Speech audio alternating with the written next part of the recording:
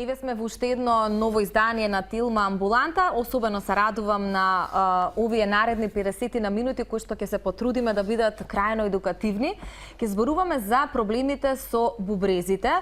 Многу често бубрежните заболувања се поврзани и со дијабетесот, и со високиот крвен притисок и така натаму, но денеска ете за превенцијата, за како нели да дојдеме до точна дијагноза кога станува збор за одредено бубрежно заболување, ќе зборуваме со доктор Љупчо Стојковски, интернист и специјалист по нефрологија од Аџи Бадем Систина. Доктор Љупчо, добро ни дојдовте. Добро утро. Да ве Драго ми е. вас Да. и сите ваши гледачи каде и да се наоѓаат. Ви благодарам што ја прифативте поканата. Според она што како комуникација нели го имавме по мејл изминатиот викенд, се надевам и верувам дека ова ќе бидат успешни 50 на минути, бидејќи зборуваме на актуелна тема. Може да започнеме со оној момент кој што јас и во најавата го споменав, дека годинава на 8 март се одбележува нели светскиот ден на бубрегот и е поврзан нели не залудно или случајно со денот на жената, затоа што и вие ми споменавте дека за жал можеби женската популација е позасегната. Што годинава можеби ќе биде во знакот на тој ден? Ви благодарам. Значи, оваа година случајно се поклопува тоа. По 13 пат се одбележува светскиот ден на бубрегот. Секоја година со различна тема, со цел да опфати што поширок диапазон на проблеми кои што ги засегаат пациентите со бубрежни заболувања. А главната цел е едукација, преку едукацијата подобра здравствена заштита. Годинава е посветен на женското здравје, значи поврзаноста на бубрежните заболувања и женското здравје. Жената е посебна и по физиологија и по природа, така да оваа година најмногу се фокусира светскиот ден на бубрезите да направи кампања за подобра заштита на женското здравје, кои што имаат проблеми со бубрезите или пак се изложени на ризик. Да речеме најчест проблем кај жените поврзани со бубрежните заболувања е бременоста. Бременоста е еден ризик кој што може да развие една состојба каде што се случува покачување на крвниот притисок, појава на отоци, појава на белковини во урината и тоа е една сериозна состојба која што треба гинекологот, пациентот и сите служби специјалистички да се осврнат најсериозно, бидејќи таа е една од најчестите причини за смртност кај бремените и за предвремено раѓање, што следејќи ги медиумите деновиве, исклучително сериозно го засега и нашиот здравствен систем. Тогаш, доктор Љупчо, можеме да превенираме со оглед на тоа што нели бременоста колку толку може да се планира кога и како ќе биде. Ако самата по себе си носи одредени ризици по однос на здравјето кога се бубрезите во прашање, како премините жени да превенираат, да се превенираат? Не би сакал со овој разговор да предизвикаме дополнителен стрес кај жената или таа што е бремена или таа што очекува да забремени. Ние чисто кажуваме статистички податоци што се така. Редовното следење ќе ги открие навреме сите закани и ќе ги спречи. За среќа овие состојби можат навремено да се откријат и да се третираат со одредени лекарства и почесто следење од мултидисциплинарен тим. Така да причини за страф или паника не постои. Не би требало. Ајде да дефинираме што се бубрезите или една медицинска дефиниција од вас, која е всушност луѓето да дознаат главната функција во организмот на човекот? Па јас би ги нарекол нив како една совршена станица за прочистување. Тоа се парни органи кои што учествуваат во врамнотежувањето на телесните течности и минерали, и паралелно со тоа обавуваат и уште неколку исклучително важни функции. Учествуваат во регулацијата на крвниот притисок, имаат хормонска активност во смисол на хормони кои што го регулираат крвниот притисок, даваат значаен придонес во одржувањето на крвната слика, лачејќи хормон еритропоетин, така да нивната улога е исклучително важна, тие спаѓаат во виталните органи. Имаме 5 витални органи, меѓу нив се и бубрезите. За среќа се органи што можат да се надоместат со вештачки бубрег, така да тоа е голем дострел во светската нефрологија. Да речеме, првата дијализа е направена 54-та. Можете да замислите каков прогрес од тогаш се случува досега. тука и бубрежната трансплантација, значи лекувањето на овие состојби за среќа на општата популација е заокружено во еден систем кој што на вистина обезбедува продолжување на животот на светската Може да си има убав популација. квалитет на животот, Апсолутно. без разлика на проблемите. Како би ги дефинирали или има ли некоја поделба на проблемите кога станува збор за бубрезите? Кои се најчестите бубрежни заболувања? Ние ги делиме во почеток на хронични бубрежни заболувања и акутни бубрежни оштетувања. Хроничните се сериозен проблем во секој општество, посебно се сериозен проблем во земјите во развој, какви што сме ние, или уште повеќе во неразвиените земји, за жал, заради нееднаквата распределеност на популацијата кон достапноста на здравствена заштита. Да речеме, се смета дека во светот околу 10% од општата популација има некакво хронично бубрежно заболување. Тоа се сериозни бројки. Тоа на ниво на нашата држава би значило дека околу 150 до 200.000 граѓани имаат проблем со бубрезите, а повеќето од нив и не знаат за тоа. Така да токму овој тип емисија со цел да ја побуди свеста кај граѓаните дека треба да обрнат внимание. Зошто? Заради тоа што хроничните бубрежни заболувања кога ќе се воспостават, за жал не може да се вратат назад. А раното откривање овозможува нивна успорување на тој процес или превенција на компликациите. Од јас велам вака, не постои бубрежно заболување, а да нема кардиоваскуларни заболувања.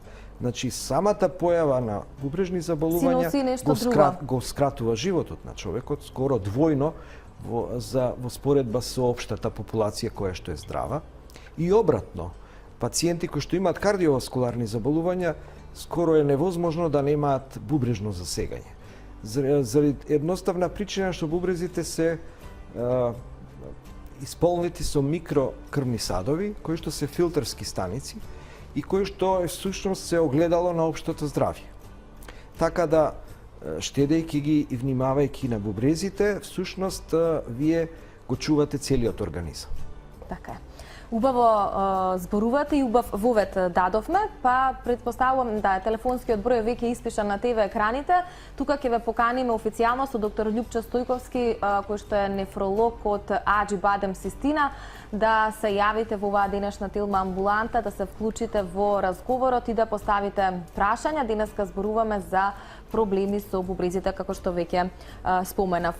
Колку се чести овој тип на заболувања кај нас во Македонија? Вие споменавте некои статистики за светот, што навистина, нели, во голем број, односно зборуваат дека навистина голем број од луѓето се засегнати со хронично бубрежно заболување или можеби некаков поинаков проблем со бубрезите.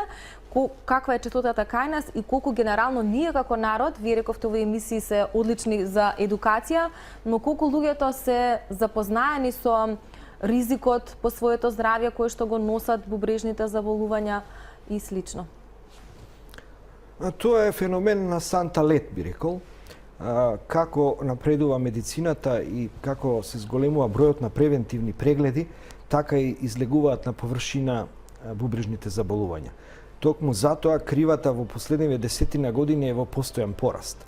Се очекува дека со превземање на мерки од превентивен тип, дека оваа крива, како кај кардиоваскуларните заболувања, ќе почне да се намалува. Слична е приказната и во Македонија.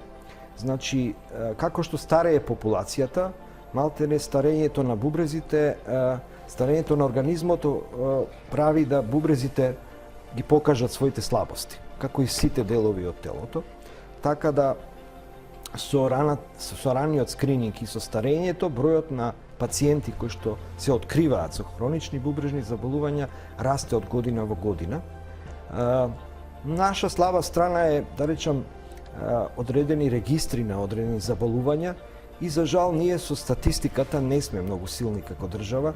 Тука веројатно тие подобрување на тие електронски здравствени системи ќе овозможат попрецизни и поточни бројки, но апсолутно во однос на пациентите на дијализа, кои што се некаде околу 1500 во Македонија, со нови 80 секоја година што се регрутираат во таа насока, за жал, ние го држиме некаде сме при врвот, да речам, на европскиот просек, што не става во популација која што е карактеристична по бројот на вакви заболувања и мора да се обрне внимание и на другите заболувања кои што регрутираат бубрежни болни, а тоа е диабетесот и кардиоваскуларните заболувања. Значи тоа е еден пакет на менаџирање на проблеми, на масовни пандемии, да речем, во светот, како што се диабетот, кардиоваскуларните заболувања, од нив, да речеме, покачениот крвен притисок е еден тивок, да речем, непријател на бубрезите, кој што ако се потцени, за 20 на 30 години ќе ви направи проблем со бубрезите. Да. Така да се оппатен пристап овозможува и превенција бубрежна и навремено откривање и успорување на истите заболувања.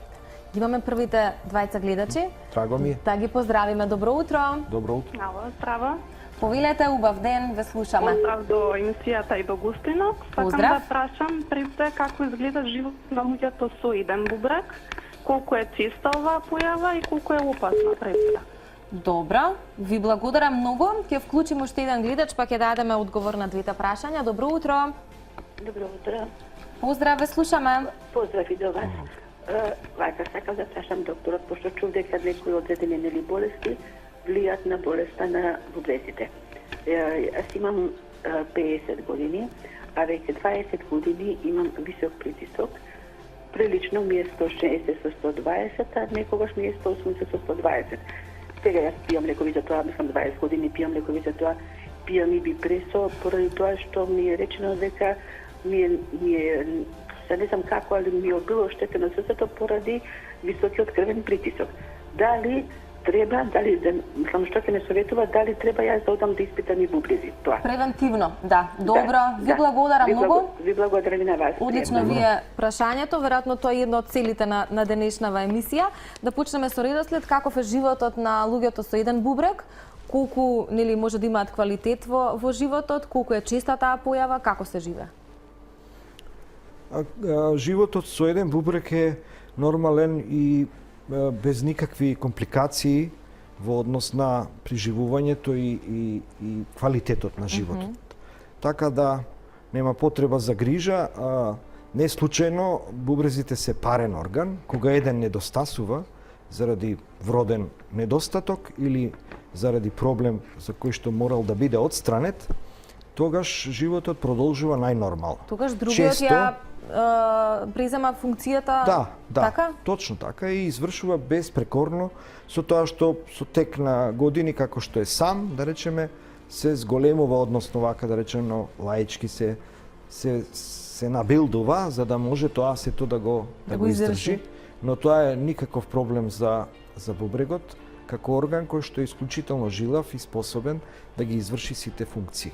Колку е честа еве оваа појава? Кај нас ви рековте, лоши сме со статистики, меѓутоа од вашето искуство до сегашно не е тоа честа појава и воопшто не треба да биде никаков стрес кај пациентите кои што или се родени со еден бубрек или изгубиле еден од било каква причина. Така да повторно важат истите препораки како за општата популација, која што да речеме по правило има 2 бубрега, можно и повеќе да има, но тоа е исклучително ретко.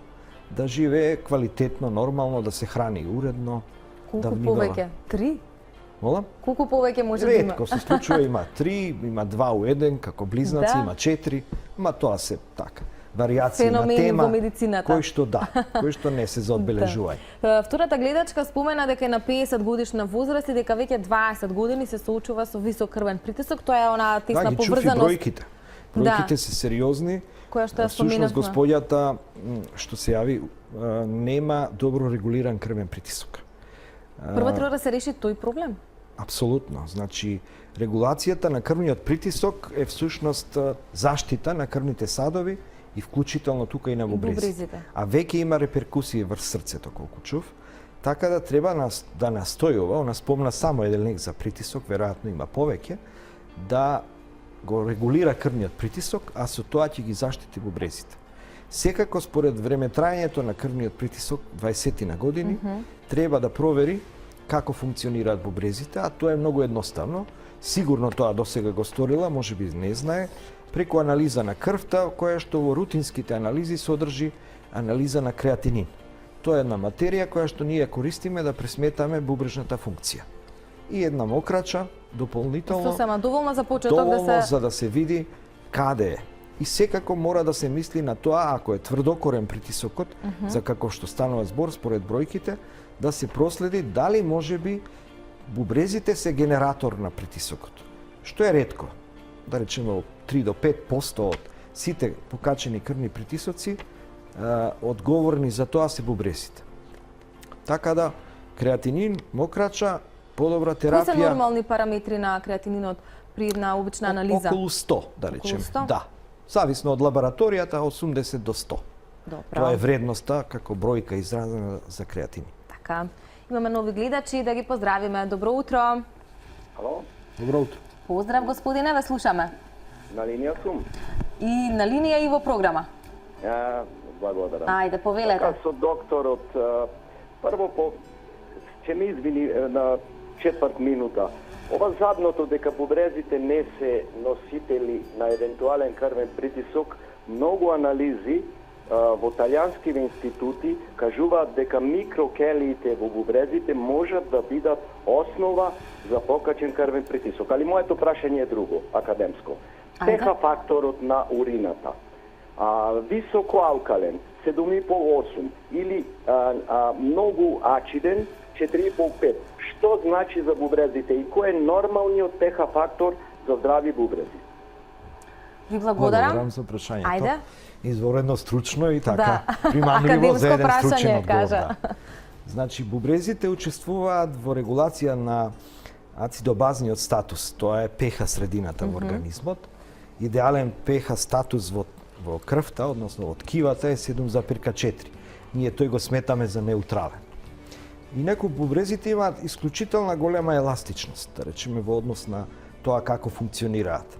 Да речеме прво од балансот на вода, па ќе се вратам на ПХ регулацијата. Ако појдете во пустина и немате пристап до вода, бубрезите можат да излачат и помалку од 300 мл мокрача на ден. Ако се преоптоварите со течности, како што ви вели фитнес тренерот, да речеме, тие можат да излачат и до 10 литри урина без никакви последици. Значи, исклучително еластичност и баланс еден со едни фидбек механизм. Слично и со ацидобазниот статус во телото. Да речеме, една урина која што е према базната средина, како што праша господинот, околу 8-9, тоа е урина која што да речам, преципитира, односно предизвикува поголем ризик од создавање на бубрежни каменчиња или е врзана со уринарни инфекции, бактерии кои што ја менуваат ПХ средината на урината. Тоа е всушност со тој тип на урини. Ако е премногу кисела, да речеме, а треба да биде што покисела, да речем, нормална ПХ на урината е некаде околу 5-5,5, што всушност не штити од уринарни инфекции. Знаете, на живите организми многу киселата средина не им одговара. Не им одговара, да. Така да, ако е многу кисела урината, се разбира дека бубрегот има причина тоа да го прави така. И ретки се заболувањата со зголемена киселост на урината, како одредени ацидози, значи состојбина киселост во организмот, кај што бубрегот настојувајќи да ја регулира таа киселост, уште повеќе ја закиселува мокрачата. Затоа што еден од клучните пуфери, значи тие медиатори на киселоста во организмот е бубрегот. Покрај белите дробови, покрај пуферските системи во коскерниот систем. Така да, еластичен е и многу паметен би рекол, затоа што многу фини механизми ја регулираат неговата работа. Околу хипертензијата, новите сознанија дека деинервацијата на бубрегот ќе ја регулира резистентната хипертензија, за жал последниве години има медицински докази дека не донесоа бенефит. Така да бубрегот учествува во креација на хипертензијата, ама не е доминантен. Се знае кој е причината на крвниот притисок. Често луѓето велат каде ми е жариштето на високиот крвен притисок. Не ми е во срцето, не ми е во бубрезите, кај ми е. сите треба да знаат дека тоа е во резистентноста, значи отпорот на крвните садови кон притисокот на крвта. Значи зидот на крвните садови и протокот на крвта го формира крвниот притисок. Тука е жариштето, а тоа е всушност во целото тело. Да.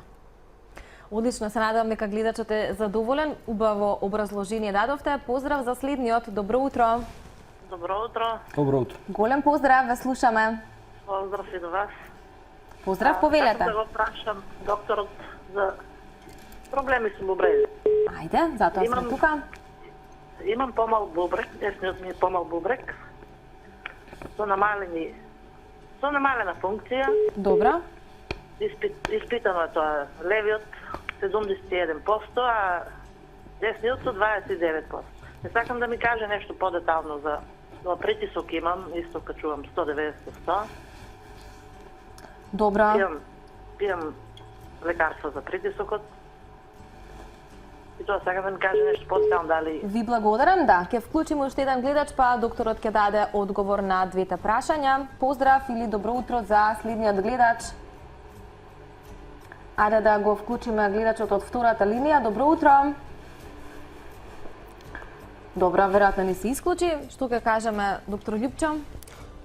Битно е за мене да господјата треба да дефинира дали овој помал бубрек е така од раѓање или е тоа стекнато, значи го здобила со некаков проблем здравствен. Тоа и определува понатаму улогата на тој помал бубрек во генезата на хипертензијата. Да речеме, постои можност, ако овој висок крвен притисок не се регулира со повеќе лекарства за притисок, причината да е во стеснувањето на крвните садови на бубрегот, кои што може да бидат генератор на еден крвен притисок и тогаш, се додека тоа не се отклони, притисокот ќе перзистира. Тоа исследување се прави со помош на денешните софистицирани технологии. Наједноставно е да се процени на ултразвук дали има стеснување на крвните садови кои што ги хранат бубрезите со крв, односно на реналната артерија, вака стручно речено. Кон што води таа намалена функција? Вкупно тие си функционираат повторно Така? 100%, да. Така не е. Значи не ја нарушува Без разлика што едниот- глобално. Ова е всушност само симетричност во функцијата нивна. Тие би требале да функционираат 45-55 или 50-50. Тоа би било идеално. Но не секогаш е така. Ова е ретка состојба, али ја советувам господјата да се види со нефролог и да направи проценка на протокот на крвта низ реналните артерии. И со тоа ќе си биде раат во однос на тоа има ли тука проблем или не. И гледачката го спомена високиот крвен притисок. Веројатно нели сите или грото од пациентите ја имаат таа поврзаност на бубрежно заболување со висок крвен притисок, но можеме ли да зборуваме за други причини и ризик фактори кои што заради кои што доаѓа до некаква нарушена функција на бубрезите? Што е со наследноста на истите на овие болести? Колку генетскиот фактор исто така игра улога? Па во последниве истражувања, тоа се студии долгогодишни на огромен број на пациенти, испитаници, да речеме се работи за милионски бројки на испитаници. Што е поголем бројот на испитаници, студијата е посериозна и поиздржана и фактите кои што произлегуваат од неа се исклучително издржани. Да речеме, ако хипертензијата е број 1, диабетот број 2, број 3 се повеќе фокусот се врти кон пациенти кои што имаат во семејството бубрежни заболувања. И излегува дека повторно медицината, односно нефрологијата, има еден предизвик да открие кој е тој фактор што тие хередитарни, односно наследни бубрежни заболувања ги предизвикува. Да речеме, една од најчестите е адултната полицистична бубрежна болест. За неја откриени генот и каде се наоѓа, дури се во тек и одредени предклинички студии за изнаоѓање на медикамент кој што тој процес ќе го забави, така да тука се прават големи чекори. Така да превентивно би препорачал сето поколение на еден пациент кој што бил, да речеме, на диализа или имал сериозно бубрежно оштетување, да се следат малку почесто од здравата популација која што немала такво нешто. Инаку, за среќа не се така чести. Добар ден за следните гледачи. Поздрав. Добро утро. Добро утро. Или добар ден за кого како. Ве слушаме, повелете. Малку погласно ќе ве замолам само да зборувате. Да. Имам прашање до докторот. Ајде. Имаме 6-месечно бебенце. Добро. Може би не е соодветно прашањето, меѓутоа се надевам во неговата стручност дека ќе ми одговори. Му е диагностицирана хидронефроза на левото бубревче, му ставевме микциона, исклучи шансата дека има рефлукс. Прашањето ми е дали во иднина може да постои некаква опасност од да страдаат неговите бубревчиња, значи што би било понатака. Добро. Ви благодарам. Имаме уште еден гледач. Ќе ве замолам да бидете малку трпеливи, за кусок ќе го добиете одговорот. Добар ден. Добар ден, ќе бидам. Во програма сте, господја, ве слушаме. Добар ден. Добар ден. Повелете. Подоцна се вклучив, меѓутоа јас сум бубрежен болесник и оперирана сум 2 пати од камен во бубрек. Добро. Прашањето до докторот е да ми каже дали постојат некои медикаменти за топење на камчиња, бидејќи сега имам остеопороза и ми се створија после 18 години пак во десниот бубрек, каде што сум оперирана 2 пати. Добро, ви благодарам, останете на оваа фреквенција. Многу интересни прашања. Прашања кои прво ја загатнуваат темата што ви ја спомнавте пред малку, значи за одредени вродени аномалии на мокричните патишта, и ова е нова тема што ја отвори последната гледачка која што ќе ја продискутираме. Значи околу тоа бебче од 6 месеци што има хидронефроза и му е констатиран рефлукс, сакам да ги успокојам родителите, иако имам малку факти пред себе. Може вака за обичниот народ да упростиме диагнозата, да сватиме зашто станува збор? Тоа значи дека во актот на мокрење, кога бешиката треба да исфрли мокрачата надвор, дел од таа мокрача се враќа назад преку мочниот канал кон бубрегот се и всушност тука прави зголемен притисок. Да. Значи не би требало да кога бешиката се контрахира, се напнува да мокри, мокрачата се враќа назад. Да. Тоа е слабост најчесто на тие затварачи, сфинктери што ги викаме ние, и не е воопшто ретка таа состојба. Често се нави е најчеста, да речем, кај детската популација. Мора да се степенува рефлуксот, значи тој повраток на мокрача, кое ниво е, и во зависност од тоа ниво да се одлучи што ќе се прави. Дали ќе се сочека, да организмот со зреење и матурација го поништи тој момент, колкава е заканата за тој бубрек да биде упропастен. Ако е тоа така, тогаш би требало детето да се оперира. Најчесто се чека, бидејќи со зреењето се на некој начин... се чека? До која година? До 4-5 години се чека. Но пак ви велам со внимателна проценка колкав е рефлуксот, односно степенување. Не имаме од 1 до 5. Така да, еден стручен консултативен преглед со детски нефролог ќе ги на некој начин реши дилемите што понатаму ќе ги успокои родителите и ќе му даде добро здравје на детето. Тоа препорачувам за првата гледачка што се јави. Во однос на втората која што спомена дека ако не се лажам пред 18 години е оперирана од камен во бубрек, сега повторно... Да, не ги спомнавме, тие се исто едни од најчестите заболувања, чести се точно така. Да речеме, тие прават хронични воспаленија на бубрезите и се тука негде на 3-4 место на таа листа на заболувања кои што може да направат бубрежно штетување. Интересно во прашањето е следно. Дали има лек за камчињата? Значи, за најголем број од бубрежните камчиња до сега не е најден лек за топење, така наречено, на камчињата, но има едноставни превентивни постапки кои што можат да го заредчат тоа појавување на тие каменчиња. Речеме, прво и основно е да се кај таа група пациенти зголеми внесот на вода, посебно во летните месеци, затоа што на тој начин мокрачата станува понезаситена и таа концентрација на минерали која што има во урината се намалува и со тоа можност да преципитира таа минерален концентрат да создаде камен. Тоа вие како кога сите сме го правиле оној експеримент што го велам јас со син камен во основно училиште, кога ќе земете кристал од син камен и ќе го ставите во еден раствор на син камен и ќе добиете еден прекрасен кристал. На некои дечиња не им излегува експериментот, сред тоа што ставиле повеќе вода, односно го направиле И по растворот ова исто послаб. да си го примениме и... По ова истото, да.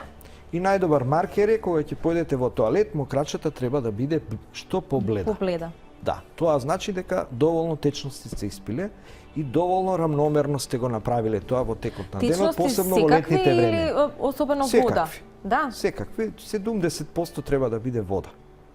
И вториот дел од прашањето на господјата, значи Зошто се појавуваат ете после 18 години повторно?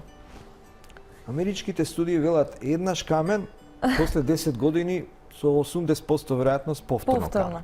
Тоа се Тука должи на стилот на живот, или Повеќе фактори се, има и генетски предуслов, има и надворешни фактори, значи температура, возраст, навики, внес на сол, физичка активност. Да речеме, гојните се по склони кон камчиња. Тие што немаат доволна физичка активност се повеќе склони кон камчиња. Мала улога игра водата. Кај нас се многу врзува, Скопје има тврда вода, да. Скопје е Тоа осудено е мит, сите да имаат или? камења. Не е тоа на топ листата на ризик фактори меѓу првите 5, апсолутно. Така да скопската вода е високо квалитетна и треба да се консумира од чешма директно и без во што никакви- поголеми количини. Да, точно така. Да. Сега не екстреми, во секој Апсолутно, случај, да. но во се поголеми запазат количини, критерии. посебно лете кога температурите знаат да бидат и до 40. И сега, доктор Лјупчева, споменавте солта, кога нели си разменувавме концепти викендов, вие ми споменавте дека би било убаво да се спомене нели готварската сол во храната, која што за жал Многу важно. многу ја внесуваме, а од друга страна треба да направиме редукција на истата. Зошто е тоа важно? Како таа влијае, што прави? Значи, гледајќи малку што ќе биде интересно за гледачите, во одредени новости што ги следиме ние како професионалци во нефрологијата, пред 2 години излезе студија во Британија, исто на голем број испитаници, кај што се вели вака, дека намалување на внесот на сол преку храната ги намалило ризиците од кардиоваскуларни заболувања, значи инфаркт, мозочен удар, за 40%. Значи, уствари, вас, еве ви го лекот, достапен вие. Тоа е да ја намалиме солта. А ние сме подрачје кое што е склоно кон консумирање на повеќе сол. Тоа дури и во генот ни е запишано. да. Земјоделски крај сме, на нива сме, кога многу се губат течности и соли и мора да ги вратиме нив.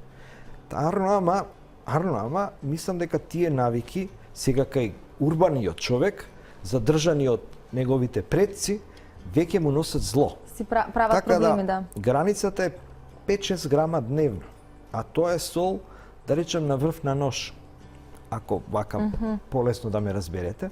И мораме да настојуваме и да се бориме што повеќе производи да има декларација за содржината на сол во храната. Денес се препорачува морска, ваква, таква, неколку Нема врска. видови. Значи, Тоа е мода. ништо не е добро дојдено, сол Нема врска. никако. Не. Добро. Дури има Да си некои пациенти со разграничиме. бубрежни заболувања, им се форсира приказната калиумова сол. Да. А они имаат проблем да го елиминираат калиумот и сега вие им додавате уште калиум. Мислам, има некои стапици кои што треба Значи, внимателно сол е да се сол и расчистат. треба да се елиминира од исхраната. Натриум и сега... хлорид, да, готварска кој- сол. Да, Што помалку. што помалку. Нормално таа навика тоа е како кај пушењето. Не може да се одвикнете. Има неколку бели смрти, да речам, покрај шекерот и солта и уште неколку, но во секој случај треба упорност и настојување да знаете колку сол ќе внесете. Кај нас фуранџиите и во лево ставаат сол Во и се кога се ќе го става. пробате левот е многу вкусен. А зошто? Заради тоа што е малку посолен. Готовата храна е опасна, она има многу сол како еден вид конзерванс. Така да внимателно со готова или полуготова храна, она брза храна. Одличен податок. Благодарам. Добар ден за следните, дали сте уште на линија? Ајде ми. Добар ден. Добар ден, ме слушате? Ве слушаме, ви благодарам за трпението, моравме да споделиме интересни информации. Во рече, секако. Повелете. Почитувам Тавила. Поздрав до студиото и до Поздрав. докторот. Благодарам. Јас сум диабетичар, ме интересира едно нешто. Како реагираат цитроните, лимонот или евентуално на сабања на гладно срце, јаболков оцет, што ми е сугерирано, како реагираат на бубрезите. Зашто имам сознание, некој ми рекла дека наводно ако е лимонот кисел, во организмот ствара базично. Би сакала стручно да слушам од докторот. Ви благодарам. Ќе добиете секако одговор. Добар ден за следниот гледач. Ден. Повелете. Ќе ве молам поздрав до водителот и до докторот. Добро, благодариме. Поздрав. Се работи за возрастна машка особа од 35 години. Добра. Вака, он има бубрегот, едниот му е 72%, функција другиот 24%. А пие таблети Конкорд и една по 10. А исто има цисти околу 0,5 милиметри. Радоста? Прашање, Цисти, така рековте? Молим? Цисти рековте, така? Да, цисти околу 0,5 милиметри. Редовно име на контрола, здравје годинава треба да име во клиника, пак е уролог, невролог во април-мај. Тоа е едно прашање. Уште едно друго прашање, се работи за возраст од 55 години, боледува од бета-таласемија. Срце болесник, шејкераш. А дали има нешто проблеми, може да дојде до функција на бубрезите поради болеста на бета-таласемија? Дали ни е јасно се? Да, Добро, јасно ми е. ви благодарам господине, поздрав до вас. Еве ќе одиме со кратки одговори за да Ајде. можат гледачите Има да и имаат уште гледачи, повторно па шанса ќе да се замолам јават. да бидат трпеливи. Значи, околу ова последново прашање. Добра. Има можности да бета-таласемијата, ако не е под контрола, заради распад на црвените крвни зрнца, да предизвика оштетување на бубрезите, но тоа се така наречени кризи. Ако има пациентот таласемична криза, што верувам во денешно време со добра контрола не би требало Може да да биде. се Да. спречи. Така да на тој план повеќе закана му се диабетот и хипертензијата отколку таласемијата. Во однос на цистите? Цистите се многу мали и не треба да представуваат никаква закана.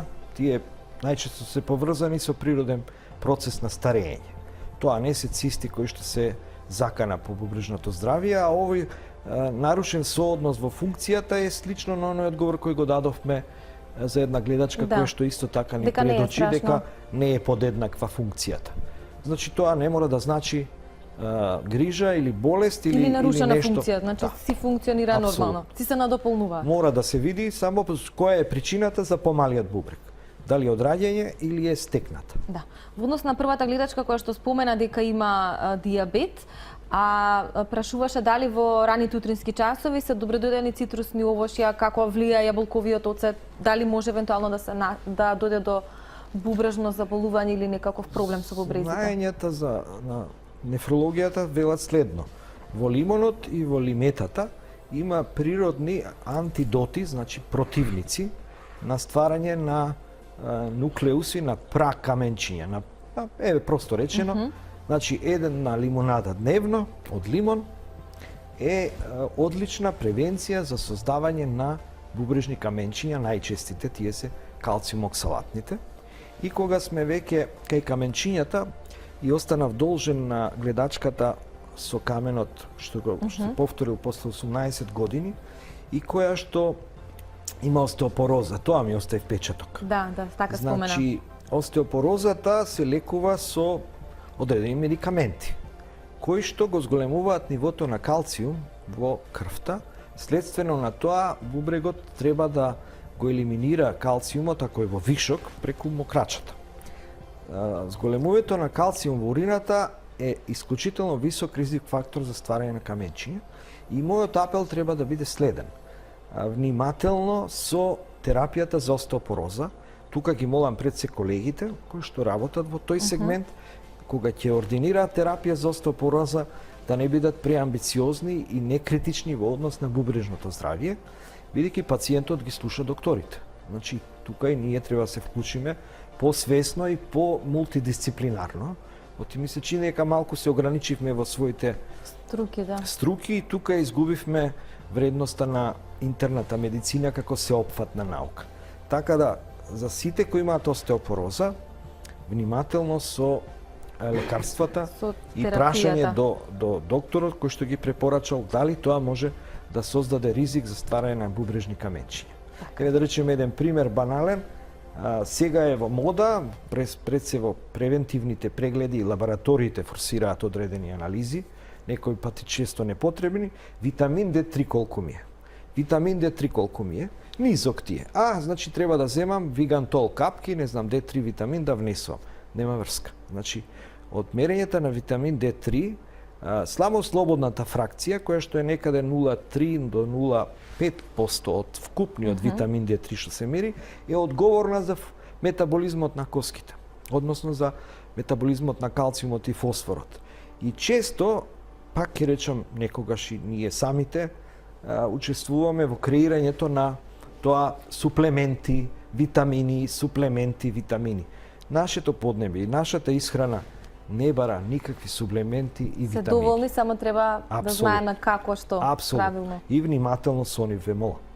Од калцификати на крвни садови, предизвикани со преамбициозна терапија за корекција на калциум, фосфор метаболизмот, оставаат исклучително сериозни последици за висок ризик од кардиоваскуларни заболувања. Што беше убава, Арна имаше остеопороза, ама умре од срце. Никој не се прашува како и зошто и какви биле крвните садови и колку калцификати се наталожиле непотребно таму. Така. Ајде имаме нови гледачи. Добар ден. Ало, добар ден. Добар ден. Поздрав, повелете. Поздрав до вас и до доктор. Сака едно прашање да поставам. Слободно, повелете. Имам 58 години, сум во возраст, али кој не може да се движи вака многу, да работа, не е тешка физичка работа, или над пазар да ода да пазарам, торби врати да носа или да попешача поќеви, онака празна, без ништо. Добро. И после, да ми извините, мокраќева, зашто ми е крвава и многу ме пече после. Цело време компјутер калута. И не можам да се движа, од тоа ми е страф по улици, да излезам негде сака да се прошете или да пазара нешто, или тешко враќа. Не, ти не колку мрежи за дома, јадење едно нешто да зема и да се подвижа. Стално тоа обавезно ми се дешава, а во умирување не. Болки има, нема болки големи, неиздржливи, тупи, а некој пат ми е многу повраќање и ко трески грозница ме фаќат од пешачењето. Добро, господја. Ви благодарам многу, ќе добиете одговор. Само да прашам дали имаме уште еден гледач. Имаме. Добар ден. Повелете, во програма сте. Ајде, ми велат од режија, уште еден гледач, дали се слушаме? Добро, не си исклучил. Доктор Лјупчо, што ќе кажеме за... Јас уште одамна знам дека... Повелете. Прашањата идат како да сме ги нарачале. Пациентката последна што се јави, господјата, загатна една исто така исклучително честа проблематика, а тоа се уринарните инфекции. Не ги спомнавме досега. Типичен пример за хронична уринарна инфекција со примеси на крв во урината. Најчесто Јас знам дека крв во урина е сериозен аларм, дека нешто не е во ред и дека треба веднаш да се обратиме на лекар. За среќа, ако нема тумор, а туморот е многу редок во такви ситуации, уринарните инфекции поврзани со крв во мокрачата се резултат најчесто на најчестата бактерија што ги предизвикува, тоа е Ешерихија коли. Значи, за господјата препорачувам проценка на ултразвук на бешиката, да се и обична анализа на урина, ако таа е позитивна во однос на присуство на инфект, уринокултура и малку подолготрајно лекување, и мислам дека се ќе се среди. Значи, уринарните инфекции се најчестите проблеми кои што ги доживуваме многу често, да. Посебно жените, каде што заради краткоста на изводниот мочен канал, влезот на инфекција е исклучително фреквентен и често поминуваат од нога, додека да стаса до доктор, веќе оздравела со самиот внес на повеќе течности. Така да уринарните инфекции треба да бидат навреме лекувани и правилно лекувани. Значи, најдобра превенција е течности, во што поголема количина. Така. Имаме нови гледачи. Добар ден. Добар ден. Поздрав, повелете. Може ли да прашам во врска со мојот син, има 35 години. Добро. Редовно бубрезите му фаќаа камења. Ги пие пиеше некои лекови, ги измокруваше. И тоа имун или стана тој лек, мислам. И еден камен му се заглави во едниот канал, десниот или левиот, беше на ласерски го кршеше и па му фаќаат. И после во Велес кај еден доктор, Стројанов, кога му прегледуваше тоа бубрезите, му рече секое утро да пие чај од Макдоналдс со се поголеми рачки вака што е и Макдоналдсот и со пола лимон. Секое утро на Сабајле. И му се очистија бубрезите. Може ли да ве замолам да ни поставите по-конкретно прашање, бидејќи куси сме со времето, има и други гледачи? Сега нема ништо проблем, ама само на Сабајле тој сега појадува со чај, една шолја со пола лимон и лимонот го јаде сиот и после јаде 2 јаболка на ден и после ручекот кога јаде, а леп цела година леп никако не јаде. Добро. Прашањето е? Здравиот стил на живот овозможува Ако нема превенција проблеми, да. на стварање на нови каменчиња. Значи, на добар господинот пат е. постапува одлично по Нема советите на потреба својот да бидете загрижена лекар. мајка. Апсолутно. Значи, ете го лимонот, Макдоналдсот е природен диуретик, значи овозможува повеќе мокрење. Тоа што не е да лепе супер работа до некаде. Или? Лебот и житарките се дел од многу важниот момент во нашата исхрана. Зависи Значи, не каков треба леб, целосно колку леб. исфрлување. Житарките ни се, како да ви речам, на врвот на пирамидата со која што се храниме, така да лебот не е непријател наш, апсолутно. Добро, меѓутоа нема потреба за загриженост, на добар пат По е. ова што чув, одлично, само да супер. продолжи така. Добро, ајде уште еден гледач, добар ден. Дали е си уште гледачот на линија или ни се исклучи? Добро, веројатно немаме среќа со вторите, малку се нетрпеливи. Многу малку споменавме за трансплантацијата, меѓутоа еве ветувам да биде тоа повод за некоја следна телма амбуланта, бидејќи исто така многу важна и пообемна проблематика. Никаде сме кон крајот, ама јас би сакала да ве прашам во однос на тоа како да се препознае бубрежната болка. Некои велат, особено камен во бубрек, тоа знае да биде, некои го споредуваат со породилна болка. Оние што не доживеале, нели не дај Боже, меѓутоа како да се препознае болката кога станува збор за бубрезите? Благодарам за прашањето. Само препознавањето на симптомите е исклучително важно во која насока пациентот ќе се упати, кај кој доктор, каде ќе побара помош.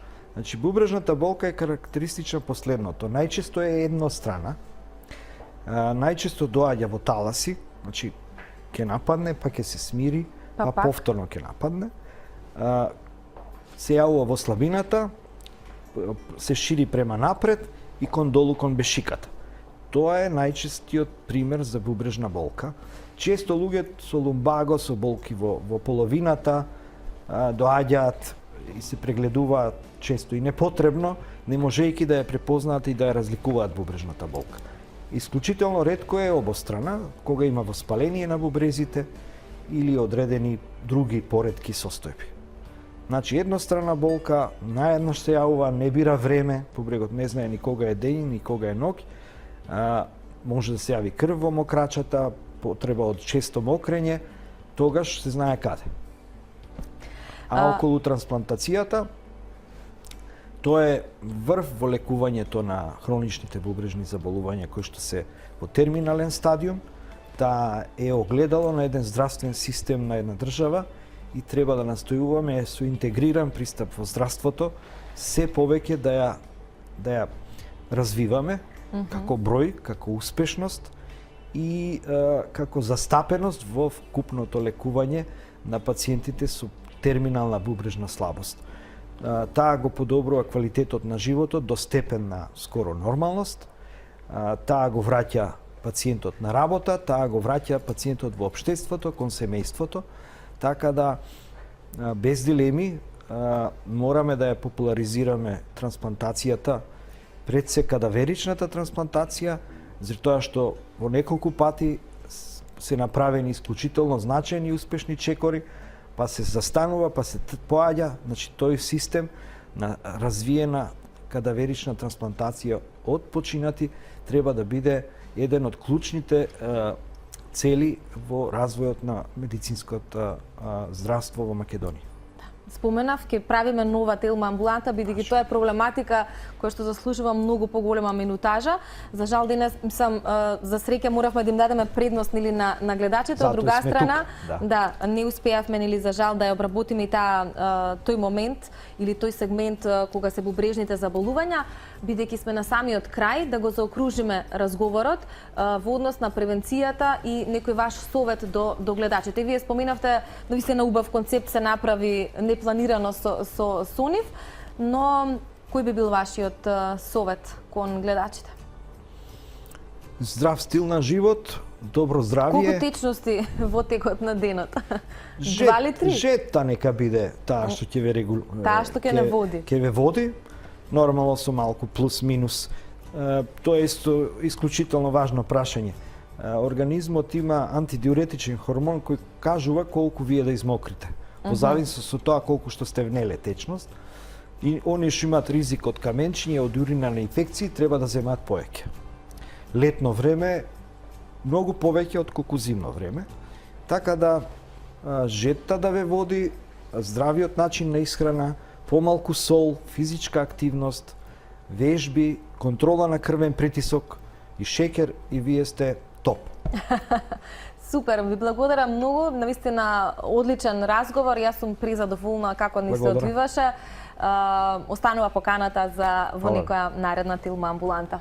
Благодарам. Тука ќе се заблагодарам и на гледачите кои што овие изминати 50 на минути беа на фреквенцијата на Телма и што го проследивте се разбира новото издание на Телма амбуланта. Денеска, потсетувам, зборувавме за проблемите со бубрезите со доктор Љупчо Стојковски, специјалист по нефрологија од клиничката болница Аџи Бадем Систина. Ве поздравувам, се разбира вие останувате на Телма.